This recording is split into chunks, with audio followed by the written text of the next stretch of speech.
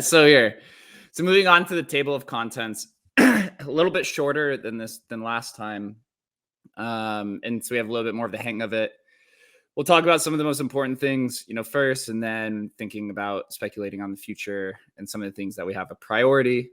Emblem Legacy, obviously the first tech developments. The SDK has been getting a lot of action recently, so I'm excited to talk about that.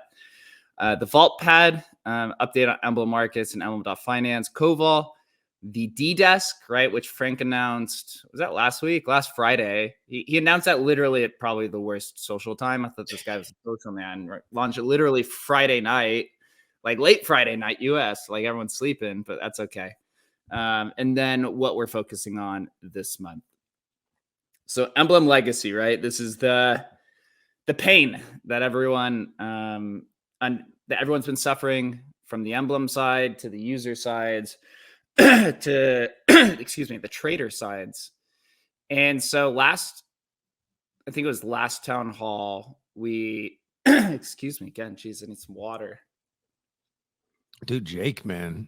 You got long COVID up there. No, I'm telling you, that's actually one of the things. I don't know if any of you had it. Dude, I had a cough for like 2 months, man. I think they call it like the 90-day cough or something. Like coughing is I caught COVID from the Ord peeps, dude. It's inevitable. So we launched the migration button, right? There was a lot of mixed reviews around the migration button, which rightfully so. So I'll address those and then I'll go over the slide. Right? We migrated we migrated on behalf of users about 25,000 of the 50,000 legacy vaults. This was at a time when gas was around $7, right? And for the Emblem cost was about $2 per vault to migrate. So we spent about $50,000 migrating half of the legacy vaults. Now gas is like absolutely insane, where it would cost us literally millions of dollars to do the remaining. Bankrupt the company, man. Yeah, it would bankrupt the company, right? Because we're not VC funded. Emblem's never raised in its entire 8-year history, and we, over the bear market, we noticed last time, over the bear market, we talked to all the VCs. Literally, we talked to every single VC you could probably think of, every exchange, every marketplace. Nobody was interested. Nobody saw the vision. So we said, hey, we're on our own on this. So because, the just now astronomical cost it is to migrate, and also what Shannon later felt very uncomfortable doing it from the developer side, we decided to move towards this self-migration button, which actually pushes the innovation forward, which I'll go through here in a second. So, a lot of people like, when things are done for themselves or done on behalf of them, right? Like migrating something. But Shannon had said that it's not a secure thing to do. It takes 2 to 3 weeks to even prepare to do something like that, migrating assets on behalf of users. He actually compared it to basically like a surgeon. He said you have to be very practical. You have to be very precise when it comes to doing that procedure. And he did not feel comfortable doing it anymore. He said it's a really big security risk doing it. And if the developer says it's a security risk of somebody who's literally been a security developer forward his entire career, like that's what we have to go with. So in lieu of that, we moved towards this migration button where it's like literally you go into the vault and it says migrate rare Pepe to rare Pepe, right? Or migrate your Bitcoin stamp to the stamp collection. Overall, there's about 40 different curated collections here, right? So, and we've diagnosed about 600 different edge cases across 40 different collections, right? So it's a fucking mess. We know, it was Shannon's first contract. The backend code is not pristine, to say the least.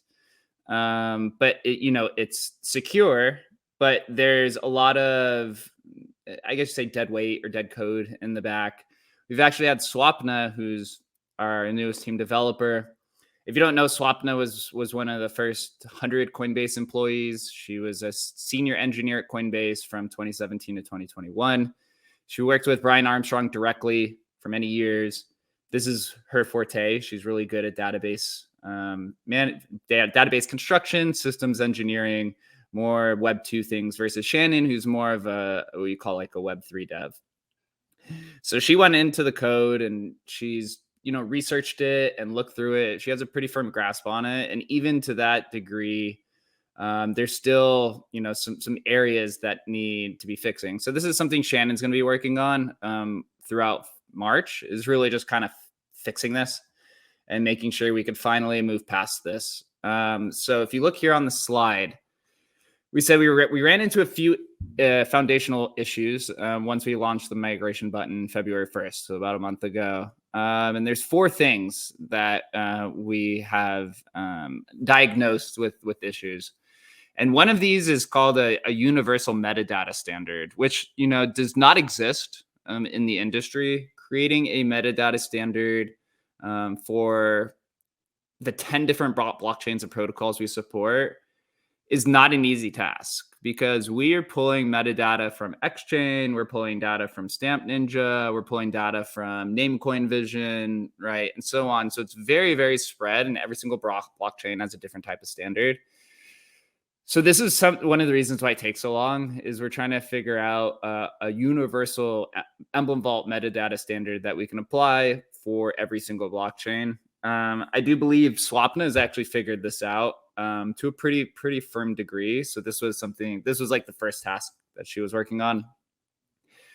And so right now, if you go to like the counterparty collection, I think Namecoin, Bitcoin ordinals, etc., you will now see traits there, and you do see them in some of the other counterparty collections, and also some of the Bitcoin ordinal collections like Bitcoin DGods. There are traits now, which did not exist the last time we had this conversation. It's still a work in progress, and there are some collections, more specifically the counterparty collections, that have issues. Like somebody pointed out yesterday, the Age of Chains collection is missing 6 cards. Rare Pep, there's like 100 Rare Pepe cards that are showing empty vaults, even though it's not empty. So there's a lot of these like bugs, but taking on something this large of 40 collections from 10 different blockchains in a single contract that was deployed in 2020 is no easy feat, right? We're still doing this almost 9 months later, right? It's Jake, something we how thought. hard could it be, bro? Jake, how hard could it be?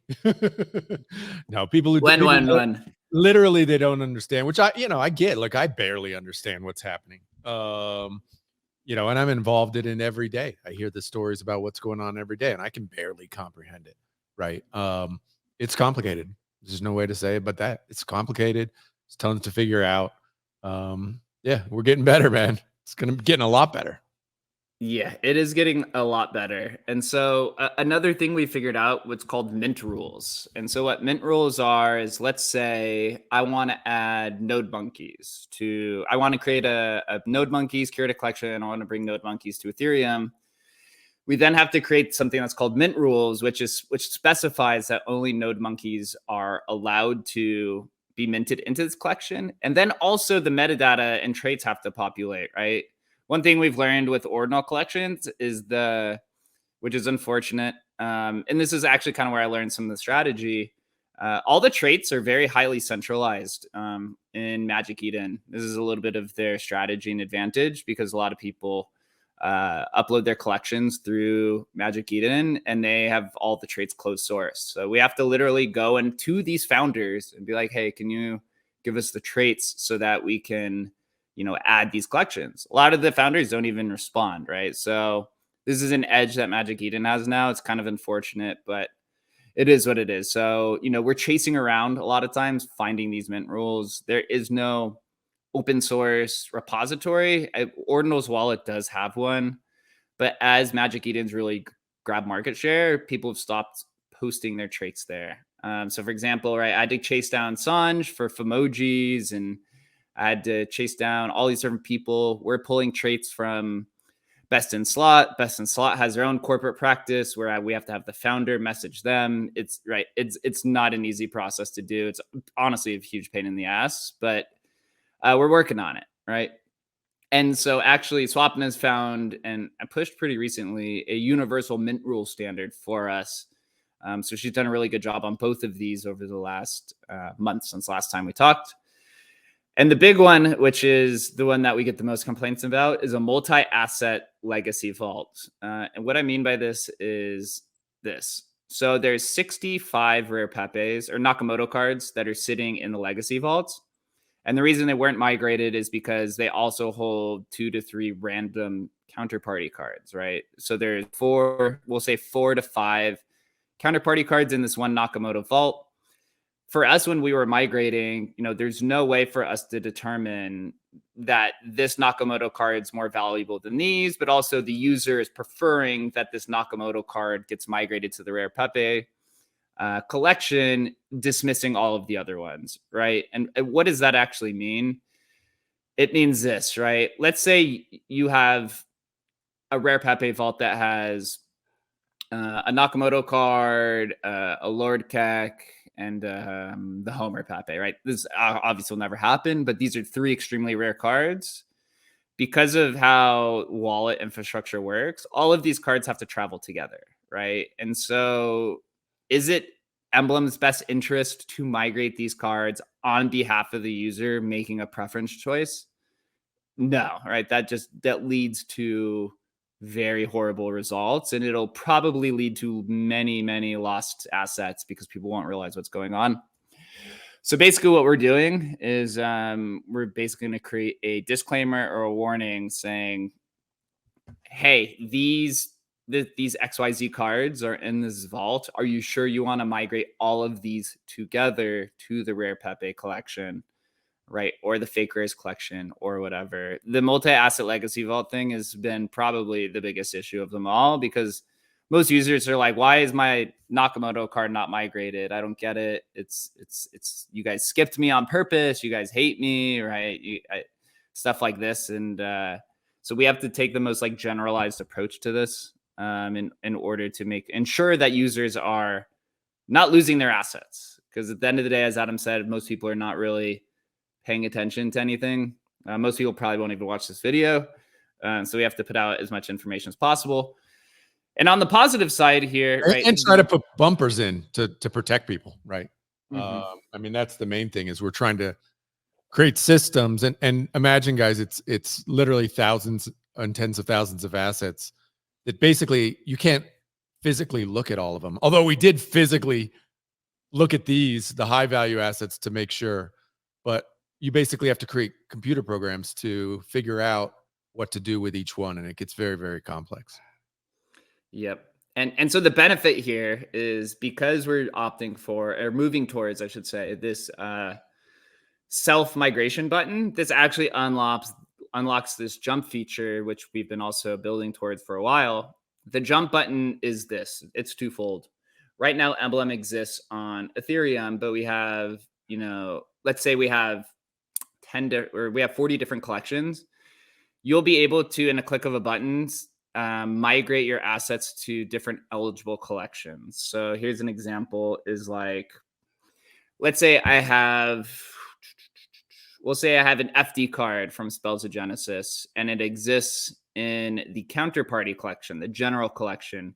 You could basically go in and click a button and then say migrate to Spells of Genesis collection, or you could migrate it to the Emblem Open collection.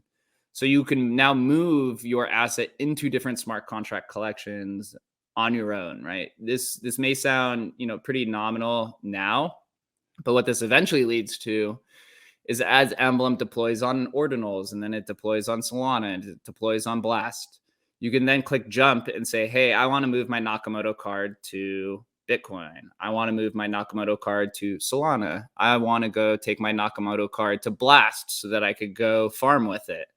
This is kind of like one of the final products of what a jump feature can do, is literally moving your NFT across blockchains with one click of a button. And I don't know, maybe it's hard to conceptualize now, but the liquidity and capital that this unlocks is astronomical, because now you don't have to buy new assets every time you go to a new chain to farm with. You could literally use the same Nakamoto card that's worth $500,000 to go farm on Blast, to go farm on Merlin chain, to go farm on Solana, to go to go farm with points on Liquidium, whatever you want. Like that's a huge unlock that does not exist anywhere else. I mean, maybe you say some of our competitors like Wormhole can, the DGOD's partnership with Wormhole, where they can, first they're doing a burn and mint where you're burning the asset and then reminting it on the new side. And this is just EVM and SVM. The real, I guess, competitive edge that the vaulting technology has with Emblem is that we also offer UTXO based asset support. So Bitcoin ordinals, stamps, counterparty, Litecoin ordinals, Doginals, etc. That is not something any other competitor can do. And, as Emblem, we're very proud to say that we're the only one, and at least as of now, that has the functionality to take UTXO based assets to EVM worlds. And also eventually, once we deploy on Bitcoin here in the next few months, then take EVM assets to UTXO based worlds. That does not exist anywhere else. And because of that, it is very highly complicated. But it's exciting times, man. I mean, Adam and I talk about this, and Chris, we talk about this very consistently. Very consistently. So here's some developer notes for all the tech nerds out there who like to look at numbers. Throughout this year, right, we hired 2 people. Chris joined the team and Swapna joined the team full time. So we have 6 full-time people. Shannon is really, right, I guess you'd say the roles have really started to solidify what are the strengths, right? Shannon's been pretty much an independent developer for 10 years.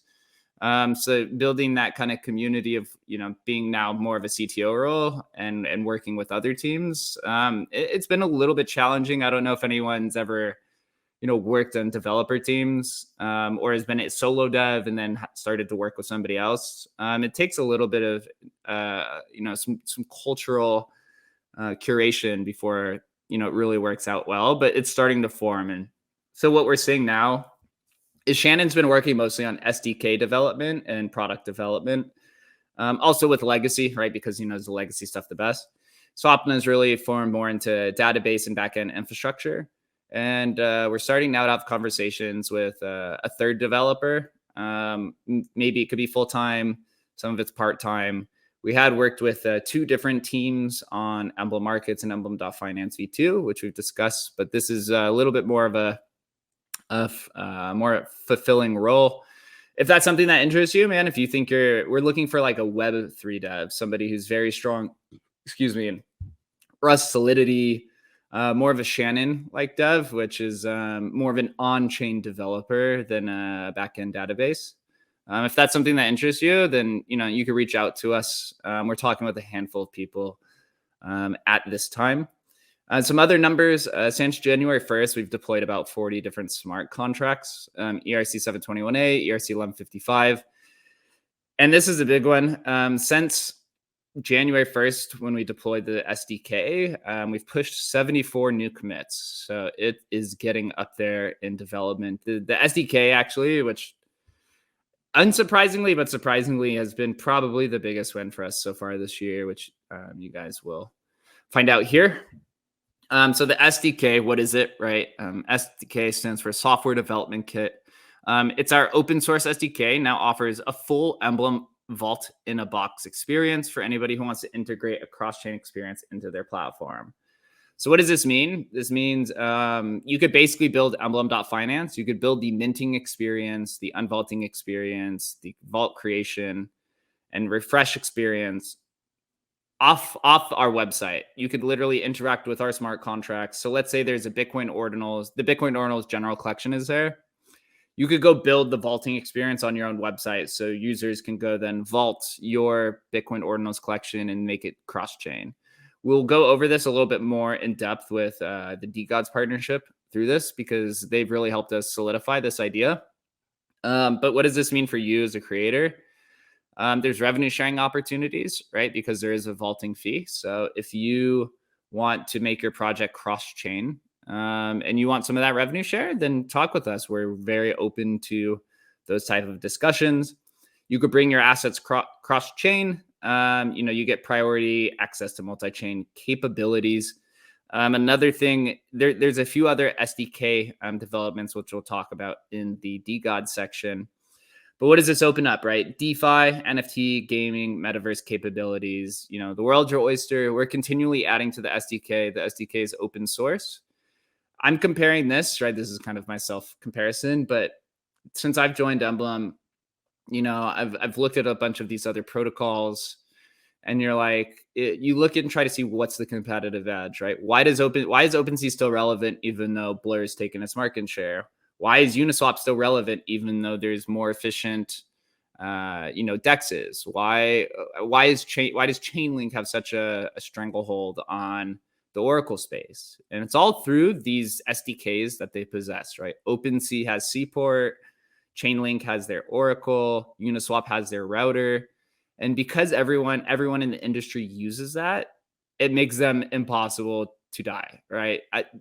As much as everyone likes to shit on OpenSea, everybody uses Seaport. Literally Magic Eden is using Seaport, right? Blur is using Seaport. They are an infrastructure company, and it's because they have this SDK. And we believe the Emblem SDK can be to that level for multi-chain capabilities. And it's actually proving pretty right with some of the partnerships that we have outside of DeGods are actually quite strong partnerships, which you guys will come to find out over the next few months. And there's a lot of interest around this. But Adam, I'd like to get your opinion on the SDK. Somebody who's, as you call yourself, a smooth brain like myself, but the conversations we have and kind of some of the interest surrounding it, what's it kind of opened your eyes to? Well, I think just the idea of what we talk about a lot, which is just like an invisible layer of assets moving across chain. I mean, we're still miles, possibly years away from that being a reality, but these are like the first steps, right? And I think in this cycle, a lot like, things that we talked about in 21, metaverse, gaming and stuff, it feels like, and cross chain was brought up in 21 a lot. It feels like now it's actually this multi-chain world we're in already and moving heavily into is finally taking shape. And people are bumping up against the things that are painful, which is like, I can't get my DeGods. My DeGods are on Solana and I want them on Ethereum, right? And, what are the systems we're going to use to solve these issues is finally coming to a head. And teams are looking to solve those issues really for the first time. And so it's really exciting. Obviously for us, this is incredibly exciting to have your vision kind of validated by legit teams who are seeing the need, right? But it's like the market has to get there. The market has to want and need these solutions. And I think finally it is needing it, right? And the consumers, the users, we're all ready because basically everybody in this space is multi-chain now. And so we need solutions that are easy. And I think so. The SDK, kind of surprisingly, but then again, has brought a lot of attention to like this idea that teams can use it and build it themselves and integrate it natively in their projects, which is awesome. Yeah, I mean, look, like the DeGods team, they approached us and they didn't say it out loud, but we already knew what they were saying is like the Emblem Finance interface is a fucking horrible experience, which we know, right? And so they basically are like, hey, we're just going to go build our own experience using the SDK. Yep. And you can do everything now. You can create the vault natively on a third-party website. You can mint the vault natively on a third-party website. You can unvault it natively on a third-party website, and you can also refresh it, right? So that's the main components. There's again a few other components that we will share there, but I think on top of that, it's like look, I reached out to Frank 6-8 months ago. You probably reached out to him like, hey, we're a solution, but he wasn't ready to hear it. Like he didn't bump up against the real problem. And until he bumped up against it, which is like, wait a minute, I have my Bitcoin DeGods and I want to interface them with my Ethereum DeGods. How can we do this? He didn't give a crap about Emblem. And that's the way free markets work, right? And but it's great, that finally people are bumping up against this real problem. And it's obviously for Emblem, super exciting times. Super, super exciting times. So here's Embells, man, right? Let's recap Nothing a little more bit. exciting than Embells, baby. So man, right? Let's recap a little bit what's happened there. There's a huge win. There's definitely a lot of huge losses, or I guess huge mistakes, that we're going to improve. Man, first that minted out a lot quicker. If you remember last month, I said it was probably going to take some weeks for us to mint out. It ended up taking 6 hours to do, which was quite insane. We, first let's talk about the positives here. We proved that there's demand for a cross-chain launchpad, which we're calling the Vaultpad, right? This idea of inscribing on one chain and having it delivered on the other in one transaction on the user is quite powerful. I mean, the amount of people who had reached out to us for 2 different things. First saying, wow, that was a really cool experience, the rush, right? We took the first is first kind of minting style from Bitcoin and we brought it to Ethereum. And the one thing that we had realized is these guys had never experienced that before, right? We've been playing first is first for over a year now at this point. It was nothing new to us, but to them, that was exciting. It was really, really exciting. So that was like one of the first big W's, was like, oh, we like Emblem doesn't have to export just assets. We can export experiences from other chains as well to these new communities, right? That was like another big like unlock there. It's like, oh, okay. Emblem is also an cross-chain experience company as much it is a cross-chain asset company. So that was really, really cool. Doing it on Bell's Coin, we knew it was going to be tough going into it. Still pretty tough. Right.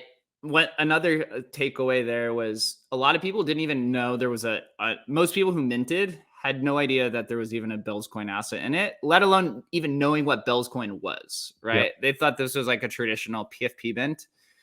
And I'll get into kind of some of the realizations there. And also, I guess one other big takeaway is that when you take these assets to other chains, that not only the appetite for these assets can be quite large, but the wealth effect or like the wealth difference is quite astounding. I mean, when you look, we had this conversation before we went into the mint.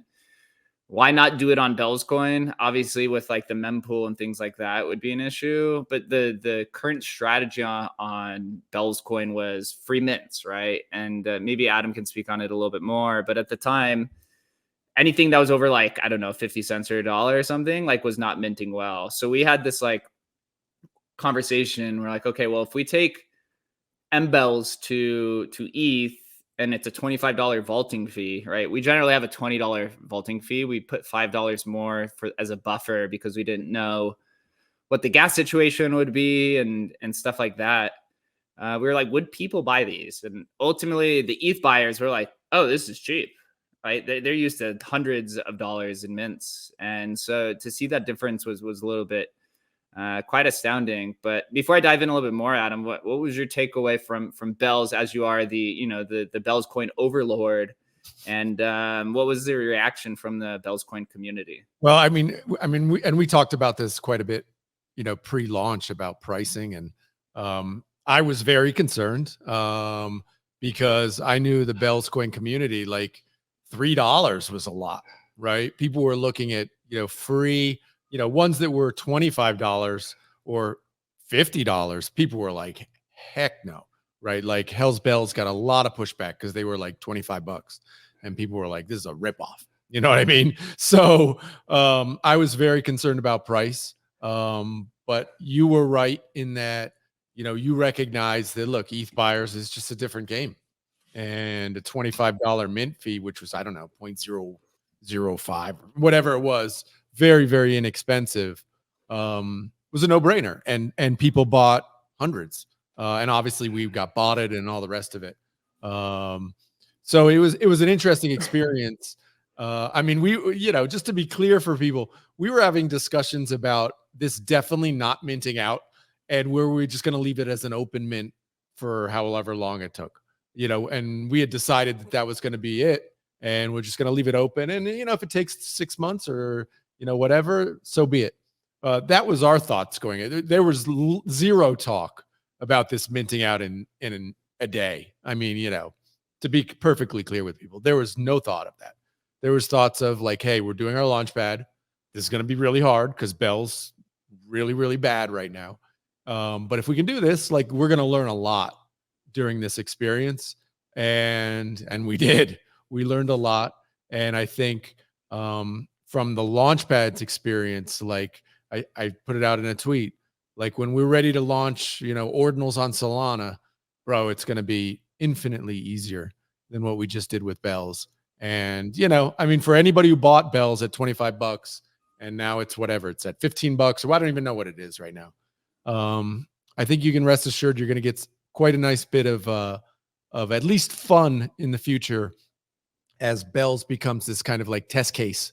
So when it's time to go to Solana, you'll be able to bring your Bells over there, right? And you'll be kind of first through the door, and we get to play around with Bells. And I think that's a really cool thing when it comes to just like the collectability of MBells. Yeah, I agree as well. I mean, at the end of the day, MBells is just it's an upside bet on the Bells coin like blockchain, right? If you think we talk about this, right, this is just a little speculative, right? Doginals, a lot of people are moving to Doginals because they're like, oh, if my Doginals increases 100x in Dogecoin value and then Dogecoin goes to $1, that's literally 1,000x, right? And Bell's coin has probably even larger opportunity there.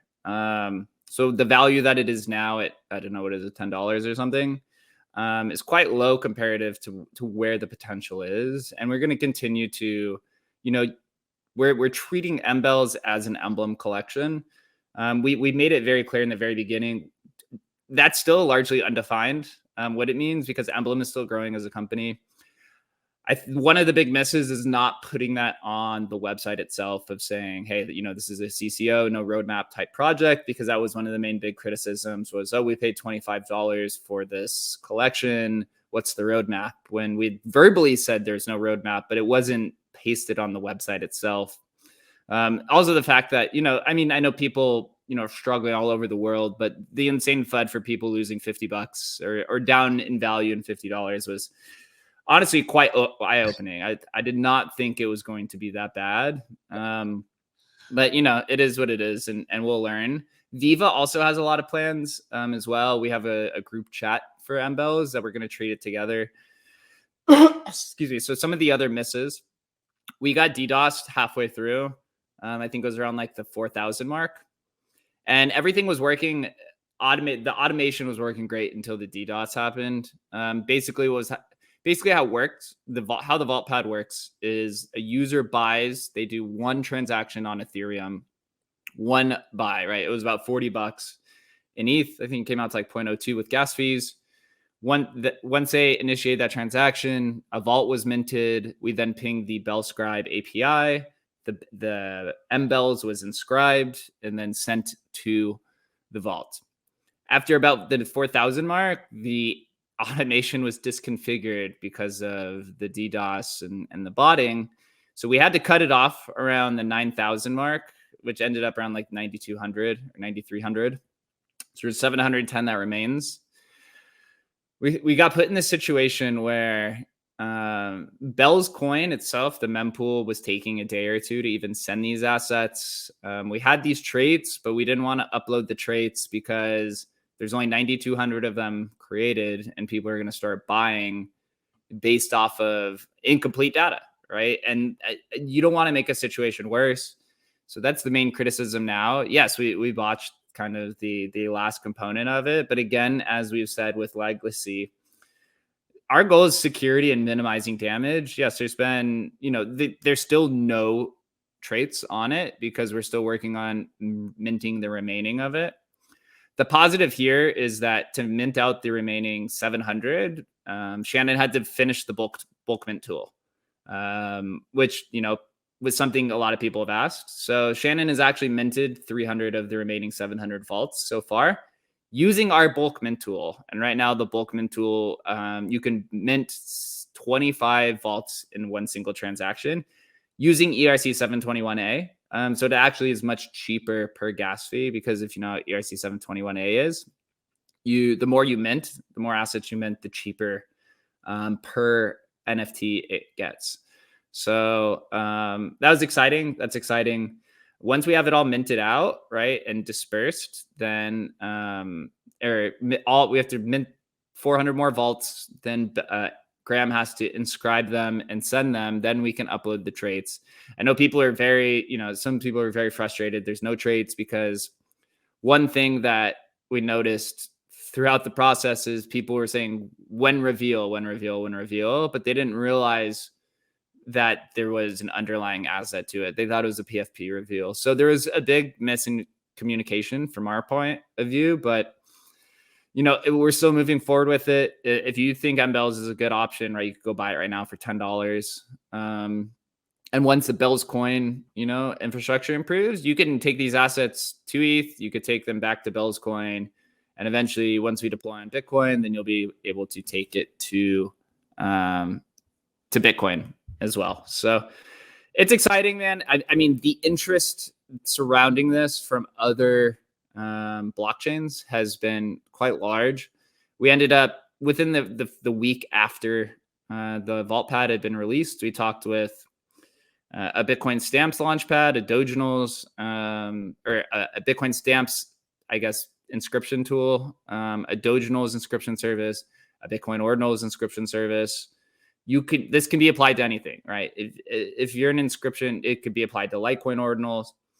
And eventually you could do this on any other chain, right? Mint on Solana, deploy on Bitcoin, right? Or whatever it is. Like this can be interoperable and interchangeable, whichever chain that you want. So if you're a multi-chain creator, just keep that in mind. And the Vaultpad will be one of the premier apps in our Emblem Markets app store, which we will cover here. Now, so what's Emblem Markets?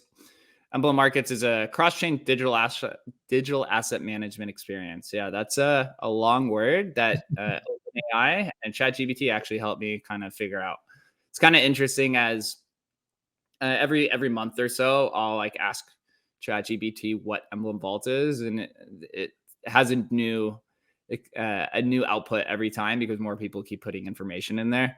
But I liked a cross-chain digital asset management experience. That's kind of what Emblem Vault is. So some of the main features of Emblem Markets as we roll it out, there will only be Emblem Vault collections to begin. There may be a time where we add all support for all of their blockchains, but right now it's only going to be Emblem Vault collections. We're here to support creators. We're building it in a way that for users, this won't be immediately on the rollout, but like if you're thinking about building towards our vision, it'll be as simple as somebody hitting up myself, Adam, or Chris, and saying, "Hey, I have this collection. Can we drop this on Emblem Markets?" And the collection can be up quite quickly. Or if you want to go through the Vaultpad, right? Let's say you're a Bitcoin Ordinals collection, or we'll say Litecoin Ordinals collection, right? You can go through the Vaultpad and then have the collection immediately trading on Emblem Markets. So that's gonna be pretty exciting. The App Store, as we talked about, this will be twofold: apps with Emblem and apps by Emblem. So apps with Emblem will be things like the D-Desk, Pepe.wtf, like any type of technology or project that's using Emblem. We will showcase and market your applications directly on Emblem Markets, right? So you get a huge marketing boost. We support anybody who is going to be using the Emblem SDK in any capacity. So you will literally be prime and center right next to the DGods and right next to Pepe.wtf. Those are probably our two leading projects that are using Emblem Vault in some capacity, but there are a lot more coming. And then apps by Emblem, things like the Vaultpad, the bulk minting tool, time lock vaults, blah, blah, blah, etc. That'll be exciting. Two things, we are evaluating rewards on the platform, right? So we're evaluating all incentive and tokenomic models that will complement our community and ecosystem. This could be anything from points to Coval to XYZ. So we have a lot of discussions there. Chris is actually, me and Chris have been going back and forth on a lot of cool ideas. He's also a big tokenomic nerd like myself. So we are evaluating everything. There's a few dependencies. There's a few things that have to be worked out first in terms of like the partnership with Reservoir and some of these other kind of like outlying things that need to be solved. But rewards will come after Emblem Legacy has been wrapped up. Emblem Markets obviously has to be live, and our infrastructure has to be really sound because we're not going to launch rewards into a broken system, which is kind of similar to kind of the state that it is today. And then your profile page, which we're going to call your safe, right? That'll be a unique experience that'll manage all of your cross-chain assets in Emblem Vault. And so here, I have a little video. If you're watching it, you could kind of see this is the collections page. Again, right, there's some things that still need to be worked out. Bunzi, who's our front end developer for this, if you know Bunzi, right, awesome guy. He's the one that we've been working with. He's doing the front end. Hike, if you're familiar with him, who is the designer for Omniset, did the designs for us. And so now we're on the last leg of really kind of piecing it together here. Again, right, you see this on the video. These are some of the early signs. And this is just me to show you, like, look, it exists. It's live, right? We just got the MVP yesterday. So now Bunzi is all hands on deck on Emblem Markets to get this done. So are we as well. We'll be going back and forth. If there's any type of requests, any type of features, anything like that you'd like to see on Emblem Markets, dude, shoot me a DM, shoot Adam a DM, shoot Chris a DM. Let us know. We're taking all types of creative expressions and ideas, right? We're all building this together. Emblem's in a pretty large community project to begin with.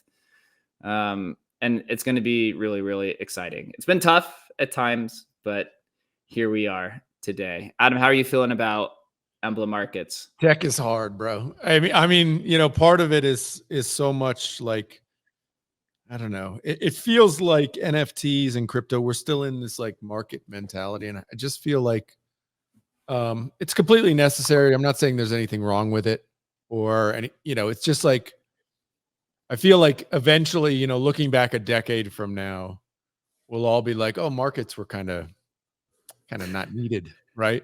Everything can just happen in my wallet, you know, or whatever interface I'm using, right? But we're still in this like, you know, open sea, you know, thing or way of being. And it just feels, it feels like we're just still super early to Web3 in the way it's going to be. The way we manage our assets, the way we move them around, the way we interact with them, still feels very much Web 2. And so we're looking to get it better. You know, it's like, how can we make this better? How can we do innovative stuff? And I think that's what, when you're talking to people who are listening right now, if you have an idea and you're an artist or something, you know, reach out to us because we're looking to do innovative, cool stuff, push boundaries, because that's the way the whole space moves forward. Yeah, I agree. I have also here pulled up the Emblem.finance update. This month, we're actually taking control over both of these. So we have now, Emblem now has full control over Emblem Markets. Emblem.finance was also, again, outsourced to an independent team to build, right? Remember, we started both of these projects over the summer when we have literally one developer, right? It was just Shannon. So there's no way he could have taken on all of it. So we had to get some help. Now we have two developers, still not nearly enough, but we're working on it. And with Emblem, the new Emblem.finance V2, and with Emblem Markets, it will be interchangeable. I like to present it this way, as if it will exist for the medium term. Emblem.finance will be Vault creation and Vault management, and then Emblem Markets will be for Vault trading and Emblem products. Eventually, we want both of these to be on the same website. Eventually, it'll all probably be folded into Emblem Markets, but with our current state, we're not funded millions of dollars. We're, a team of 6 people who are just working on this together to kind of build towards this unique vision. The last thing I'll say about Emblem Markets is this: we're building towards a chain agnostic experience. And what that actually means is one page for one collection or one asset. You can list it in any currency. You can purchase in any currency. You can have your asset delivered on any blockchain. So right now you kind of see, right, Magic Eden is really dominating the space. And, this is like, they're crushing it, right? They've been building this kind of experience where it's like individual native experiences. Magic Eden's done it this way. OpenSea's done it this way.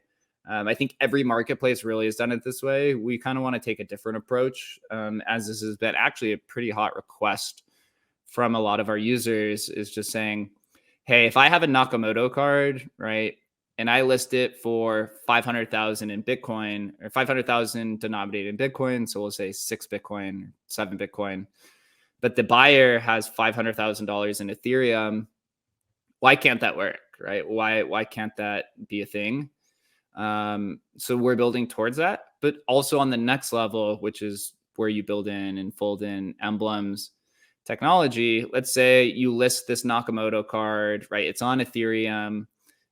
You list it in Bitcoin. The user comes in, he buys it for 500,000 in Solana, and he wants the Nakamoto card delivered on Solana, right? So that's what I mean, right? The user gets his Bitcoin, the seller or the buyer gets to use Solana, the seller gets their asset in Bitcoin, and then the buyer also gets the asset delivered on whatever chain that they want. That's the vision we're going towards. It's not an easy process, but that is something that we're building towards. Obviously, Emblem Markets is starting on Ethereum, but we've had some great progress with some conversations with some very interesting people on how to actually build this. So again, as Adam had said before, longer term vision, right? Cross chain is the small narrative now. It'll probably be a much larger narrative. Could be the narrative next cycle, right? Just like kind of how L2s were last cycle. L2s were kind of in its early stages, and now L2s are literally this, like, one of the big narratives this cycle. So Koval, right, currently sits around $7 million market cap. I don't know, could be higher, could be lower at this point, because of the pump of $1 billion, Jake. Right. Shut 100 million. Vault. We're retired, guys. We're at the beach, bro. Oh boy. Right. Hey, hold on. I think Dogfather had a question maybe before we move on to Koval. Dogfather, you there?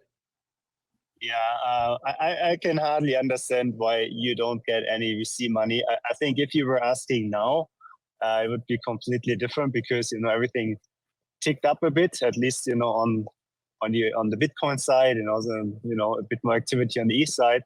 I mean, if you see for the next cycle, I mean, is it like in 2 or 3 years? Because I mean, to me that looks like a pretty long-term investment. Because right now, I guess it's still more segmented, right? Yeah. So I mean, so the VCs we've talked with from last year, beginning around last summer when we started migration, up until maybe a few weeks ago. Last year the conversation a little bit different because money was tight. They need to see 100. They need to see a 6x, or I think it was like a 6x or more on their investment. A lot of them just didn't see the vision. They weren't ready to release that capital. Now, like, the big thing is TGEs. I've learned, right? Token generation events. This is what all the VCs want, right? They're not interested in equity. Some are, but most are interested in like getting early on a token. Right. This is kind of where you see this is like the whole Bitcoin L2 sidechain thing, right? These VCs can invest in that because there's a token that they can eventually dump. It's still, as we explain this, it's still tough for them to really understand these multi-chain kind of products. I have not come across a VC yet that really understands it. To be honest, the way that they value these things as well, right? Look at like your Emblem's been a profitable company for 4 years since it's been live on mainnet. But the fee model is kind of what prevents a lot of these VCs from investing. The fee model is definitely something that most of these exchanges and stuff use, right? If you're trading on Coinbase or if you're withdrawing, you're paying a fee, but it doesn't get those like 100x multiples that they think can be. So we believe, with Emblem Markets coming live, it'll be a bigger aha moment to people, to a lot of these, capital funds, or just people who are interested in participating in Emblem, of being like, oh shit, this is more than just a fee thing, right? There's an SDK, there's a marketplace. This is like a cross-chain platform. This is more than just, hey, I'm making money based off of vaulting fees. So hopefully it changes, but again, right, you think about these VCs and you think that they're these, right curve kind of individuals. And yeah, some of them are, but at the end of the day, the large majority, or at least the majority of that we've talked with, they just want number to go up just as much as any degen does.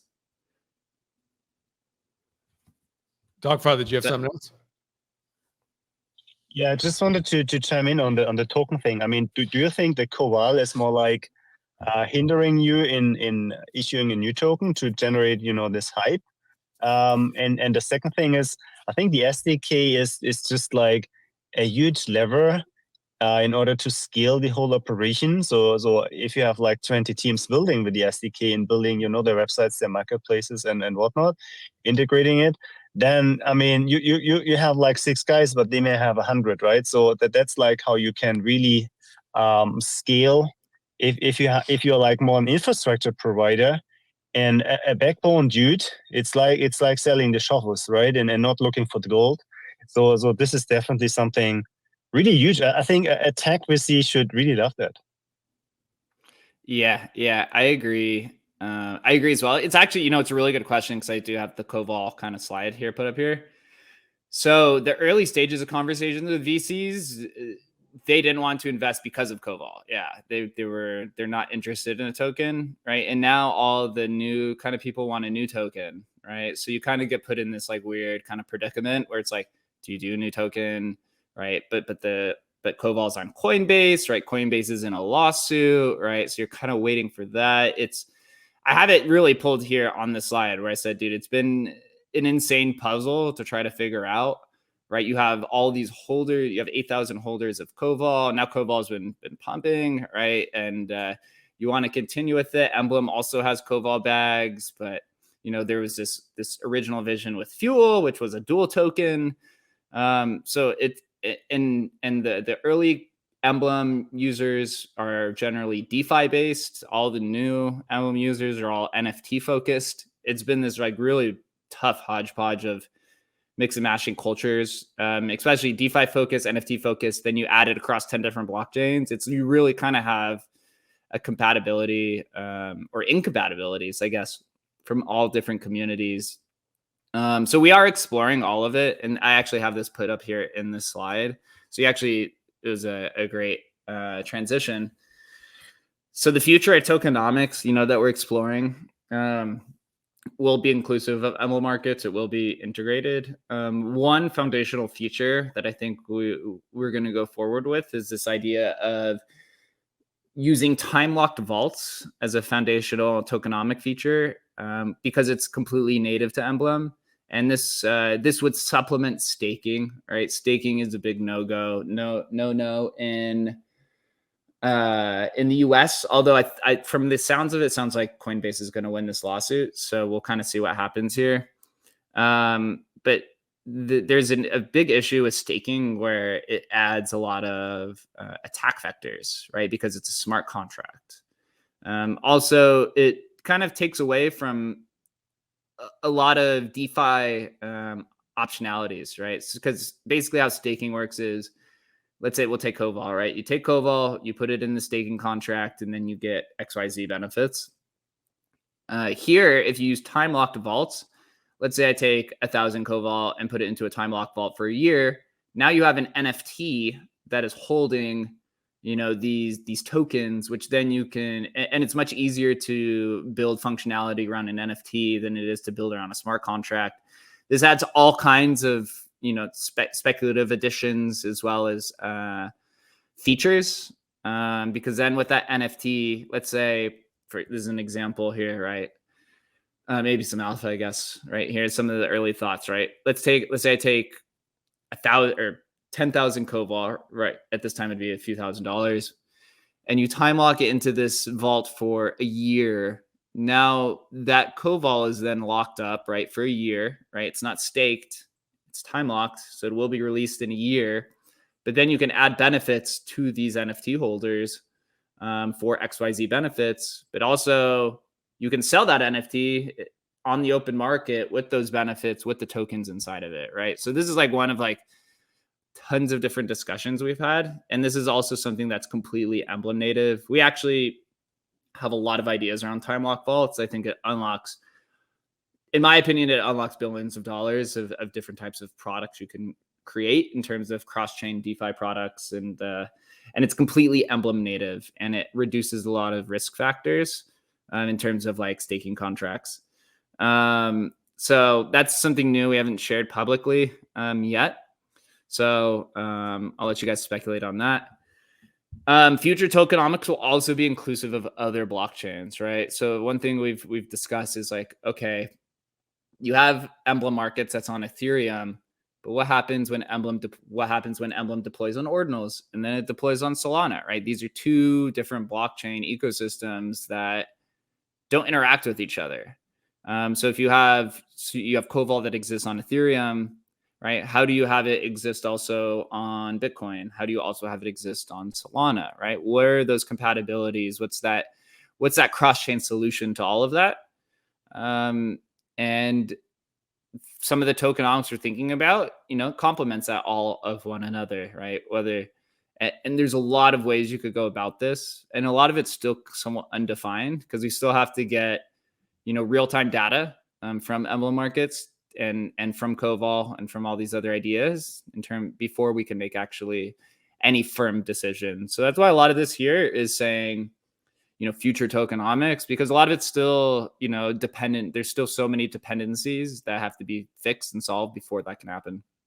So the official tokenomics will be announced after Emblem Markets is live, Emblem.finance is live, and the bulk minting is live. These are three key things that need to be live, because you can't, a lot of the tokenomics we want to introduce surround bulk minting. And that just makes it such an easier experience. These are just bulk features in general: bulk minting, bulk unlocking, bulk creation, bulk refresh, etc. You don't want to introduce any type of new tokenomics, any point system, anything like that, unless it's a completely frictionless experience. Right now we have tons of issues, and they're being solved. But the worst thing that could happen is you launch a point system and then it fucking breaks within 3 days, right? No one's going to participate in a system like that. So users just got to be patient and hold out for it. Again, right? The tokenomic system that will come to Emblem, I don't think can be introduced anywhere else. But also just remember that we are literally on the cutting edge of technology in the crypto space. We're out here alone, right? There's really nobody else here with us outside of the Emblem community, right? And so, and now a lot of new builders who are also kind of realizing this as well. In terms of fuel is kind of a past arrangement. I think it involves about 40 different individuals. They will be included in the future tokenomics. But that original fuel vision from 2017 and 18 may change, right? We're now 6-7 years past that. There's been so many changes. Things continually change over time, right? The reason why we got rid of CoVault as a vaulting payment is because there was friction. But at the time when that was introduced was the time when native tokens needed to find utility. Now there's all kinds of new utilities, but people want to pay in ETH, right? So it's just like it's a forever revolving door. And so just be open to that. But I've also begun reaching out to the fuel community who has participated in that, so that those conversations are underway.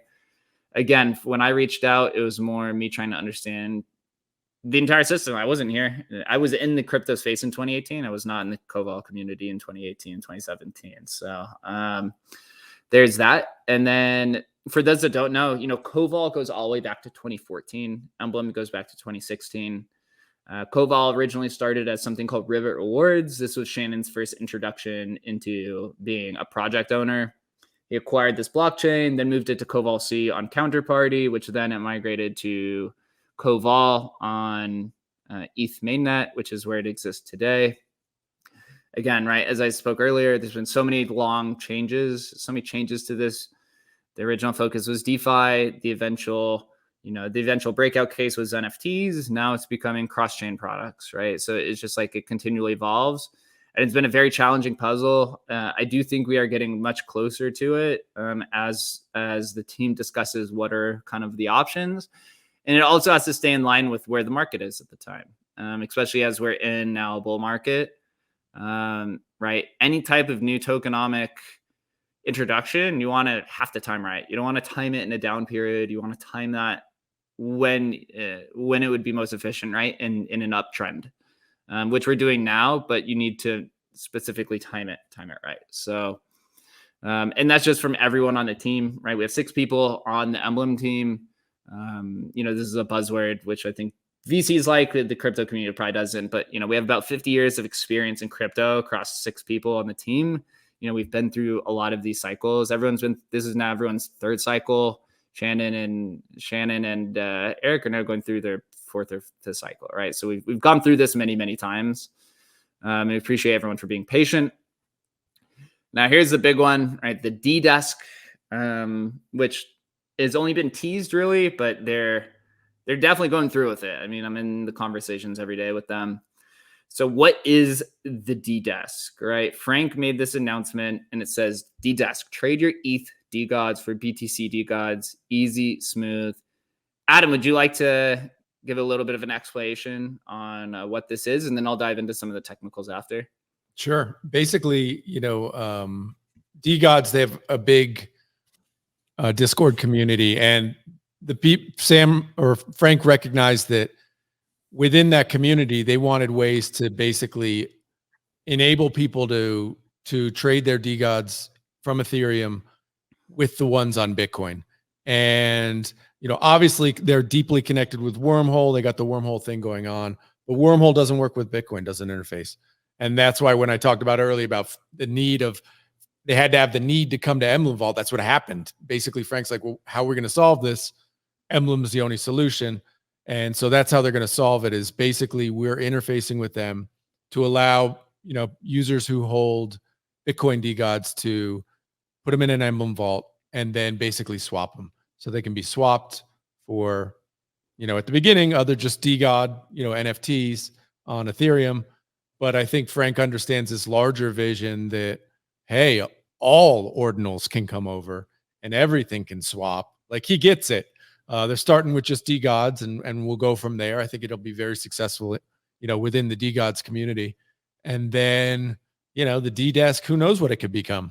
If it becomes a hub of, ordinals trading with Ethereum products, I think it could be really, really exciting.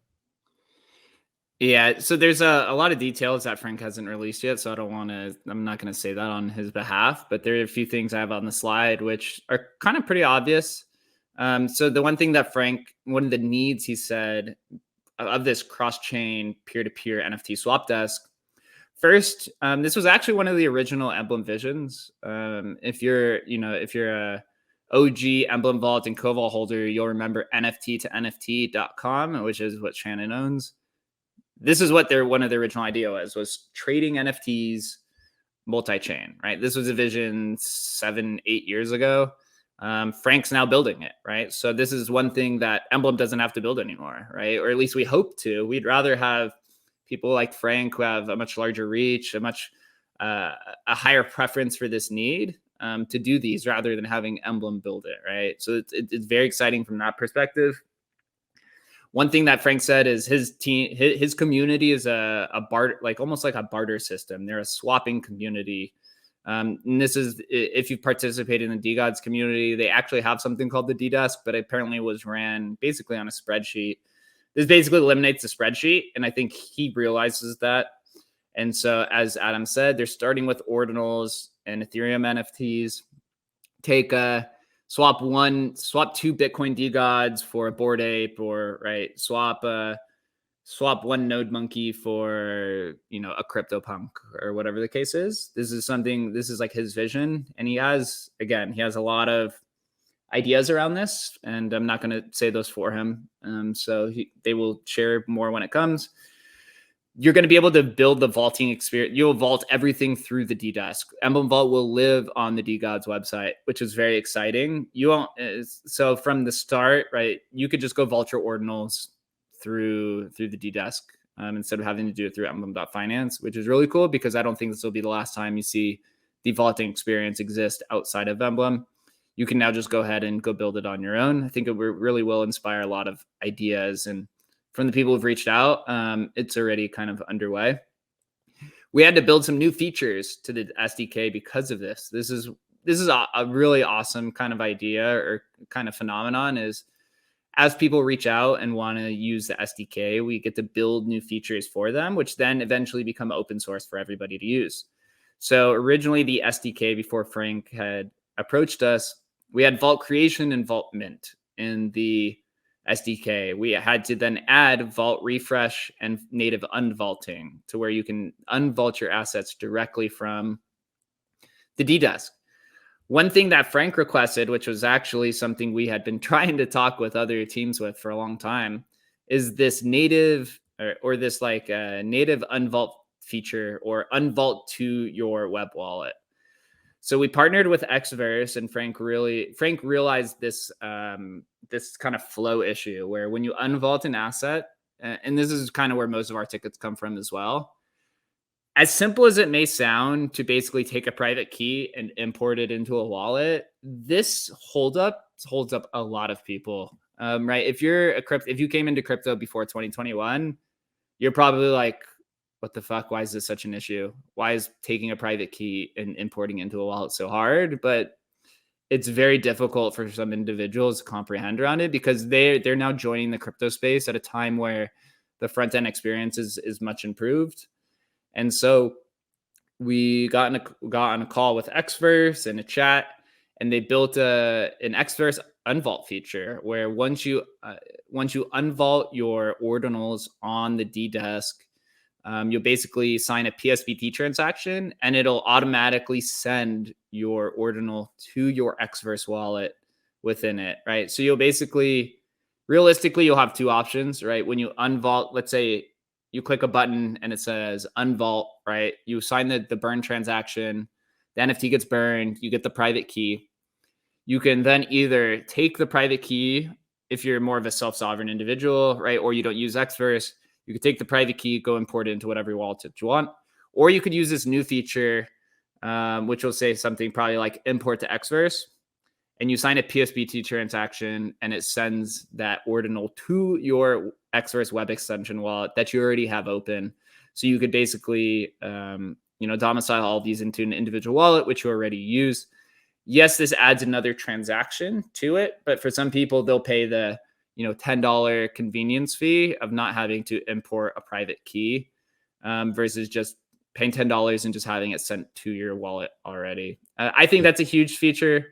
I know it took a little bit of us to really figure it out, but yeah, Adam, do you have something to say about it? Yeah, it's such a better user experience. Like, we've talked about it for a year, right? How can we make this particular aspect of the Emblem experience better? And I think this is the solution. And it's just great to see. This is just another stepping stone to basically making the Emblem experience invisible behind the scenes. And this is a big one where it's just, I have my wallet. I don't want to set up a new wallet. I don't want to import. I just want to have the asset in my wallet. And this takes care of that. So it's a big step. Yeah, Frank was very pivotal in that. We had talked with 3 to 4 different teams, including Xverse, actually. Yeah, we tried with the wallets themselves to get them to do it. And they were like, again, it's this thing. It's like it has to be needed.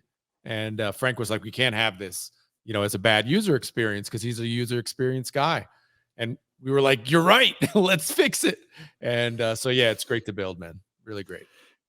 Yeah. I'm excited for it. I don't have a timeline on it. Again, that's the DGods team, but everything is now in their hands. So it's up to them when they want to announce it from there. But we've built everything that they need, and Shannon's done a really good job working with it. We did this all in about 2 weeks, and this is honestly part of the reason of the Embel's delay is this was one of those opportunities where we kind of had to drop everything and build it for them. This is a huge step forward for the SDK, for the unlock experience, and also just for Emblem's growth and progress. So proud of the entire development team, from everyone participating, from Chris to Adam to Shannon and Swapta and Eric. It was a very tough team effort of crunch time to get it done. Frank runs on very strict timelines, which I get. He's a Y Combinator type guy, and they do these like sprints, but it's all in their hands now. So it's exciting. And the last slide here is our March 2024 focus. Is going to be really more of a time of upgrades. So you see here on the right, these are our focus items, right? Completing the Emblem Legacy migration, bulk features, getting Emblem Markets beta up and running by the end of the month, and then Emblem V2 testing as well. We're going to have to rigorously test these beforehand. But Bunzi, in terms of Emblem Markets, this is Bunzi's focus over the next month, is getting this up and running. And we're going to be working with him directly to get it done. He's done a really good job so far. It was kind of chaotic even setting this up. I've never ran a marketplace before. I don't think Adam's ever run a marketplace before. I think the only marketplace experience we really have is Swapna, who worked at Coinbase and, built Coinbase's risk engine for their exchange. So she has some experience, but, this is really all new to us. We have the experience of participating in it, but running it on the back end, a little bit different experience. So it's taken a little bit of a learning curve to understand it, but we're getting a lot closer. Again, any ideas as Emblem Markets comes online, feel free to reach out to us. And then Emblem on Bitcoin, right? This is our big R&D. We have already talked with a lot of partners about how to get it done. We know how to get it done.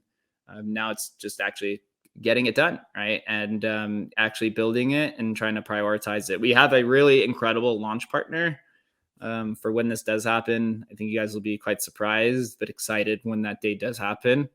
And we are in active conversations with them.